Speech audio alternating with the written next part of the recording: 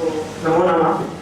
Let me thank at the outset the organizers, Department of Sanskrit, as well as Renaissance University for calling me and giving me opportunity to speak on this completely new topic for me.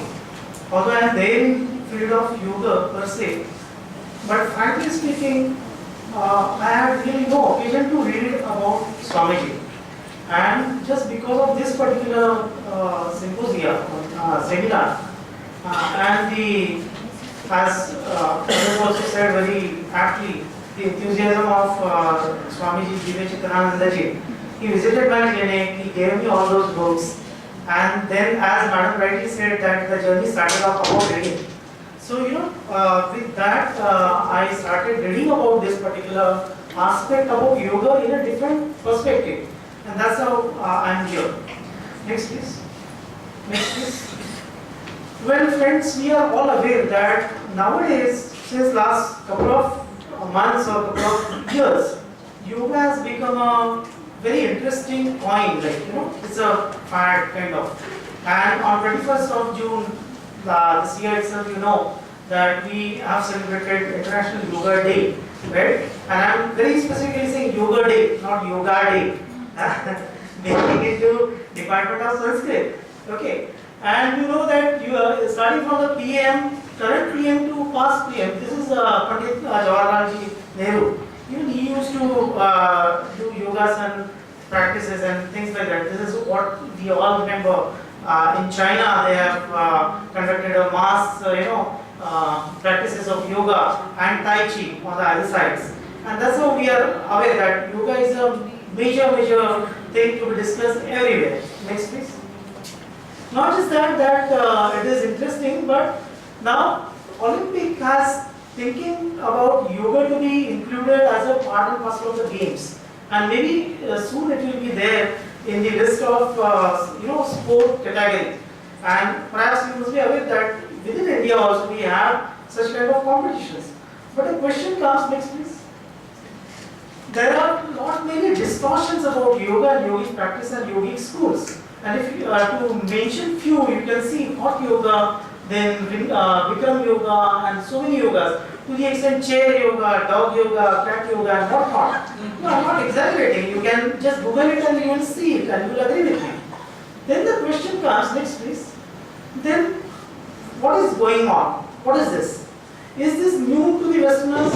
And the answer is really not. Because starting from Swami Vivekananda ji down the line to Paramahansa Yogananda ji and Swami Shivanand Satyananda ji, Niranjananda ji, and so many. One of them is Swami ji as well. Okay. Huh? Osho Rajneesh. Right. Maharishi Mahesh Yogi, Niranjananda. So many people are taking efforts to make real yoga more to Western world. But in spite of that, sometimes we see this kind of distortions which we have seen in previous slide. Next please. Then another thing which is coming into play and about which we have heard in previous speakers' points, that can yoga be useful for medical as a medical device, or can it be useful for preserving one's health? And the answer is yes. And nowadays, starting from way back in the last century, Swami Kulanandaji of God of Kevalena, he initiated the scientific experimentation of yogic practices to check up whether it has got any results on the physiological and even psychological aspect on human being. Okay, and later on, then he formulated a lab over there. Okay, he has tried to experiment upon various aspects of yoga, not just asana practices, but also pranayama, but also samadhi, and so many things. Then there is another one, that is Santa Cruz Institute, which is here itself in Mumbai, and they both, like Yogendra ji and Kulananda ji, they were disciples of Madhavji Maharaj.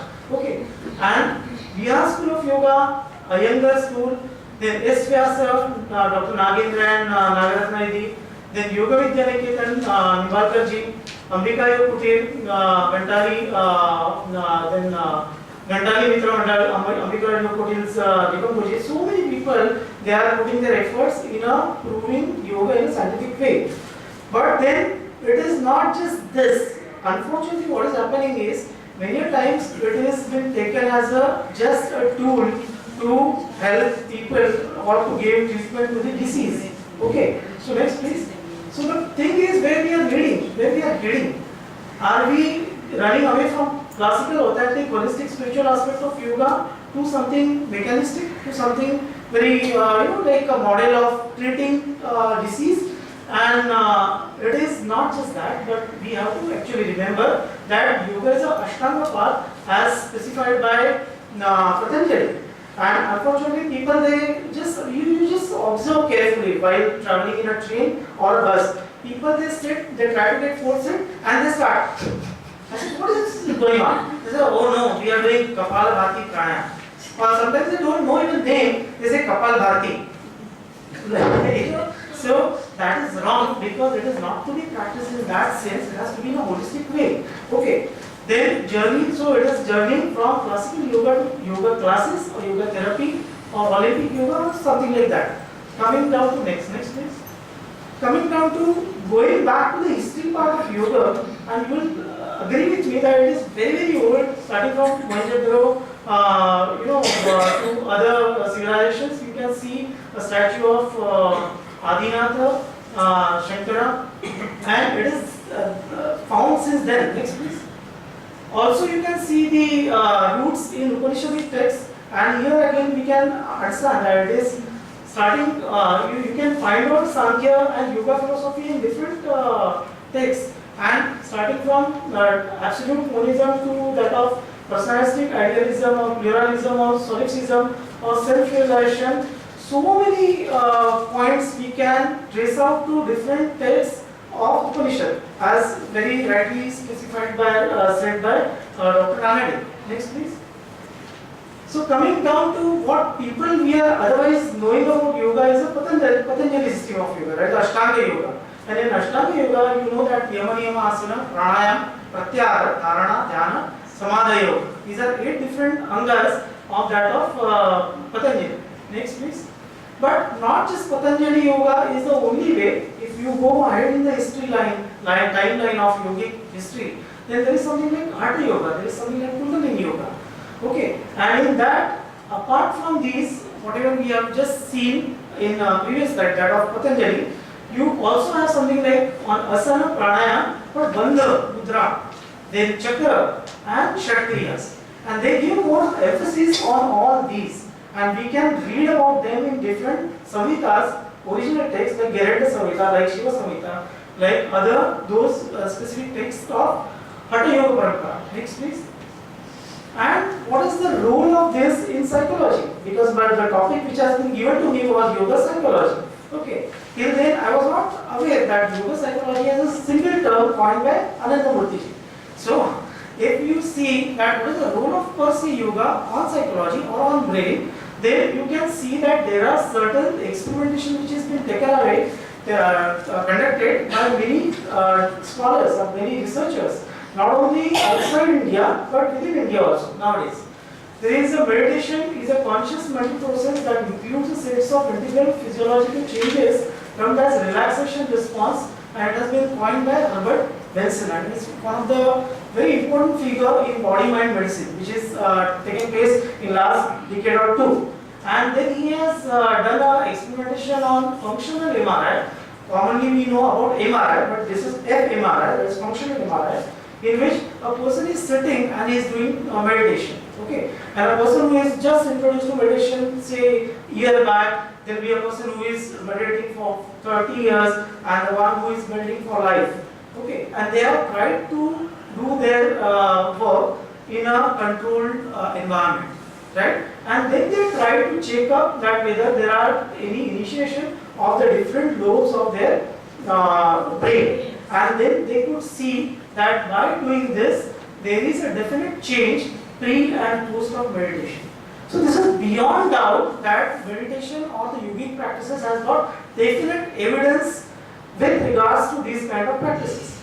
Now why I am saying all this, next please. When we come back to Swamiji, and he has written in his book so many books, Yoga Sadhana or Yoga Psychology for that matter, that all these things he has foreseen them, that it will be having this kind of results, this will be having this kind of changes in the body, in the mind, in the spirit, in all levels, not just physiological, but also psychological and also spiritual.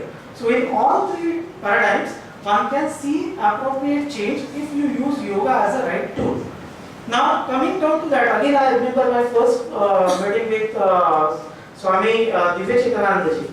Okay, and that time I out of curiosity, because I am a student of yoga also, of late I am doing PhD, pursuing PhD in philosophy.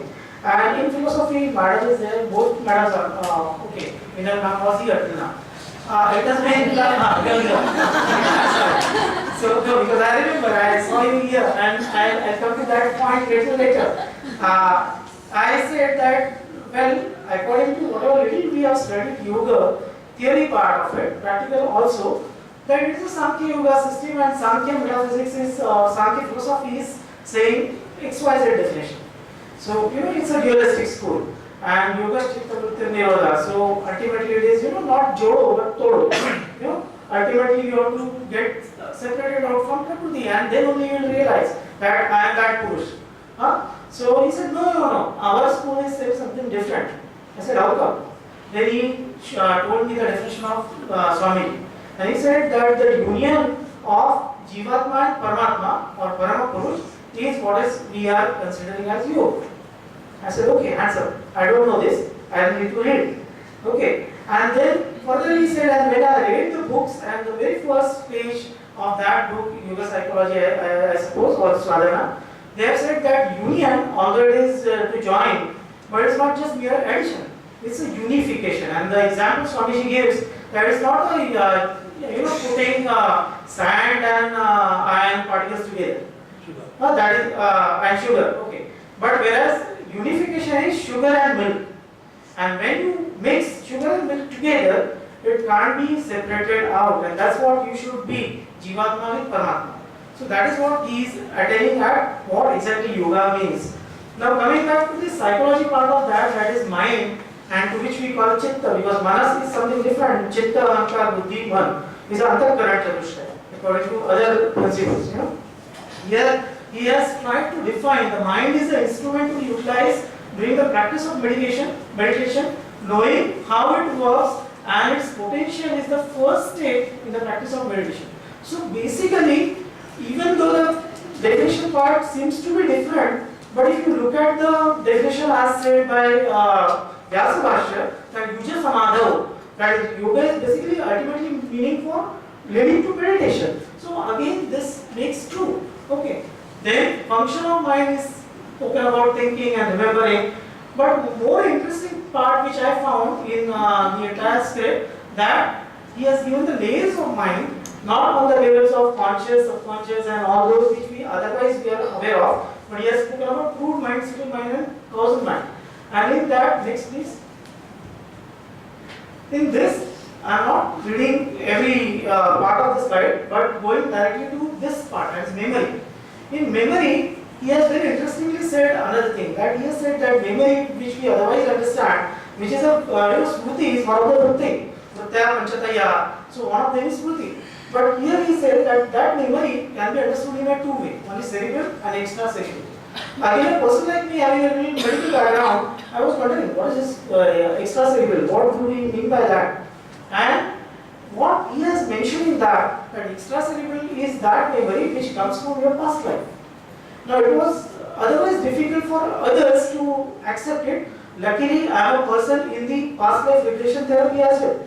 I have taken myself in a past life, I have taken others also in a past life. So I know that it can be possible if it is achieved in a right way. So yes, he must have, I don't know from where he must have got this, but he has very rightly mentioned at that particular moment.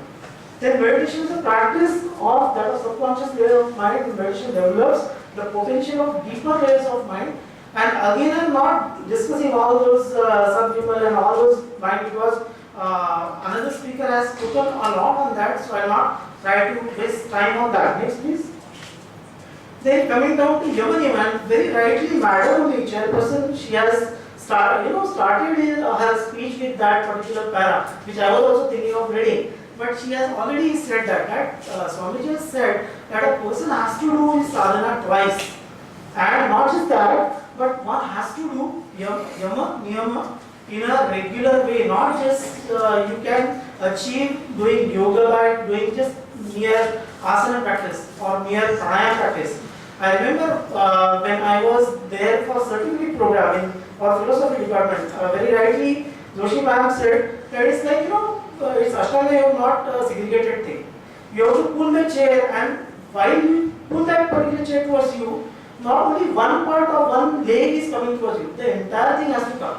So with that of practice, when you are practicing yoga, it has to have from yama down the line towards that of final aim, final goal. He has very nicely given synonym, or not synonym, but he has nicely described per se that ethics of love is yama and niyama. Something again different, for us. And yama is principle of harmony with the environment, and niyama is a principle of harmony with the self. Now, if we read so many commentaries on Patanjali Yoga Sutra, perhaps this aspect of love, ahimsa is the first thing. Ahimsa, satya, in that love comes as a part and parcel. But in an umbrella way, he has mentioned ethics of love. Now, again, I am not going each and every part, but if you read, ahimsa is not inflicting pain or hurt anybody or by thought, word or action, is all similar. But going ahead down the line, you will see his own approach, which is his original, and giving the socio-economical or spiritual aspect towards whatever has been said then by other seers. Next, please. Coming down to asana. Now, asana practice, again, it is what is asana? Sthiram Sukham asana, right? But if you read some of the asana, I was stumped, I was boggled. Paschimottanasana we all know, but I have read something like Shaita, you have to lie down and then take your legs up, and then I don't know, I have not seen up to now because I am not following these particular things, but I would like to see the demonstration if someone can show, because that is something totally different. Now, physical benefits and psychic benefits of asana we are all agreeing with. Keep the body healthy and cure specific diseases. This is what is specified in the script, in that particular book I am saying, Yoga Psychology. Then balance emotions and moods by regulating hormonal secretions. How? By asana, by postures. How? As a doctor, as a medical person, one may raise a question. And then further ahead, I'll come towards that point a little later. Next, please. Then he speaks about biopsychology or Tantra Yoga. And again, that is something totally different. Tantra is there. Tantra is a technique. Tantra is nothing wrong, nothing bad. Unfortunately, people they feel, I don't know, Tantra is gadbad. But Tantra is a technique. Tantra Niketan, that is the term for our institutes, technical institutes. So, Tantra Yoga. So, there must be some techniques which has to be adopted while conducting practices of yoga, understanding the concepts about it, behind it. Then it will 2 minutes. Okay, I got it. So, he has mentioned about chakras or plexus. Not that it was not mentioned before. It was mentioned in Hatha Yoga, it was mentioned in several samhitas, but he has tried to put it in a new way. He has tried to correlate it with that of modern medical sciences. And then he said that if it is collection of glands and sub-glands which is located at specific nerve centers, then these sub-glands influence the mental propensities, that is emotions, attached to each chakra, and chakras are substations of mind. Now what he is trying to say, that if you have chakra dhyan, now that chakra dhyan is my term, please forgive me if I am going wrong, but if you focus on that particular centers and then you meditate upon, probably you will have different outcomes.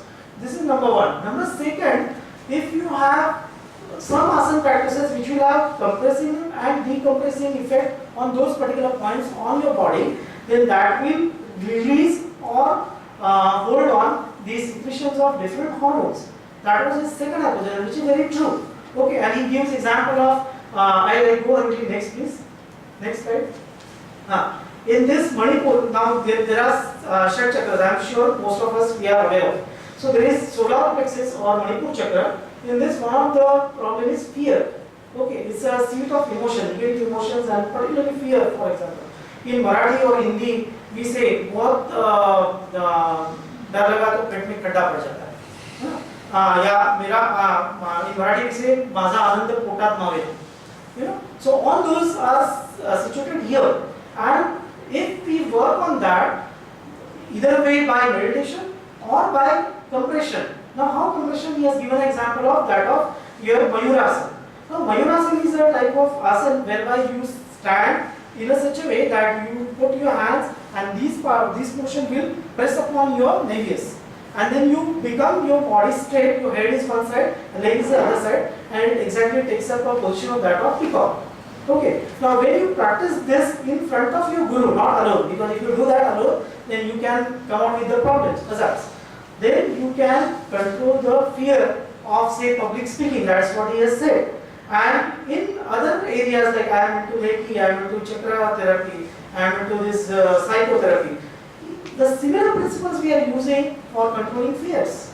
In hypnotherapy, for that matter also. So we do that, and it is something really interesting. The other interesting part which I like is most of the time in most of the yoga programs or yoga courses or even university programs wherever they teach yoga, they speak about chakra.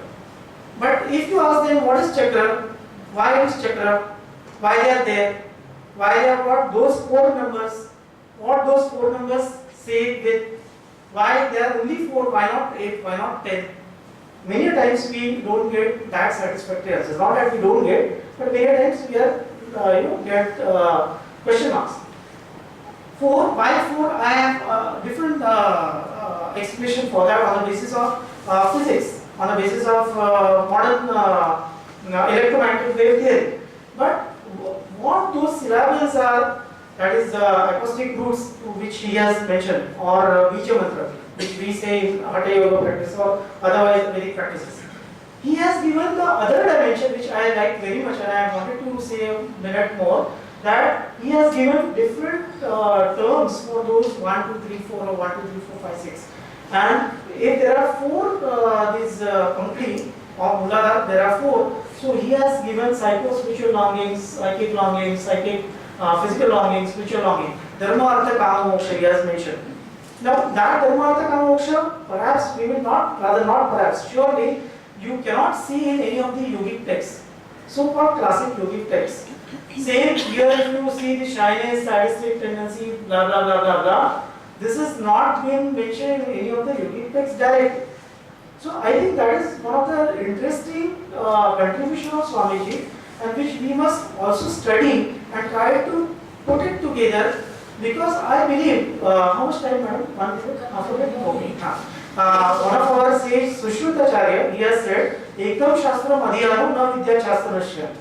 Ekam Shastram Adhyayam. If you read only one particular study, only one science, it will not be possible to understand that science in a complete way. Tasmat Bahushutam Shastram, Vijayat Sadhu Chikitsaka. No, Chikitsaka is not just a physician, but is Chikitsak Buddhi. That we also can understand. So if we want to learn yoga in a really different, complete way, holistic way, then I think we must also add a module or add an introductory aspect about this part of Ananda Marga Yoga also in our syllabus or in our own practice. So then I think we will be able to fulfilling what we really need to. And once again, next please. Just go ahead next. This is that one slide before. In this, he has tried to summarize everything. I would request all of you to visit the site which is there on Ananda Marga, and you will see this chart. This is taken from there. Next, please. Next, please. Next, this is on meditation. In this, one of the important part was ideation, which he said that you should ideate upon. I am that, and then the rest of things there are almost similarities. So I am not getting into. The last thing is next, please. Diet. Now in Sattvic, Rajas and Tamas, that is there in yogic practice also, but he has given little variation, mutative, then static and subtle. So these are the diet classification he has given, and with that he says that whenever you eat, what you eat, you are. And when you eat sattvic, in the morning there was a session on microvita, and he said that if you eat something good, then you are going to produce good, and that is what he starts with. Next please. And I really want to thank all of you, starting from my guru, Padma Shri Nimbarkar ji, under whom I have taken my formal training in yoga, who is a direct disciple of Kevalananda ji. Then Dr. Shri Krishna from Kevalaya Dham, when I started with. Just thank all. Yeah, I am thanking all. You can read. And next please. Thank you very much.